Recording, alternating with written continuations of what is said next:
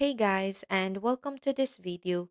In this video, I'm going to show you how to send long and large videos from an iPhone. So without further ado, let's get straight into it. So to send long or large videos from your iPhone without losing quality, then you can follow these simple steps. So open up a web browser on your iPhone such as Safari and search for WeTransfer, like so, and visit their website at wetransfer.com. So on the homepage, just click send a file here to use their free service, which allows transfers up to 2 gig. And then just tap the add button to add your file.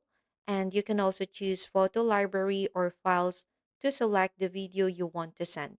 And once you've chosen a video, tap add at the top right to proceed. And then once the video is added, click next here and select the option to get a transfer link. So from here, you can just enter your email address and verify it with the code sent to your inbox. So just do that. And then afterwards, the upload will then begin.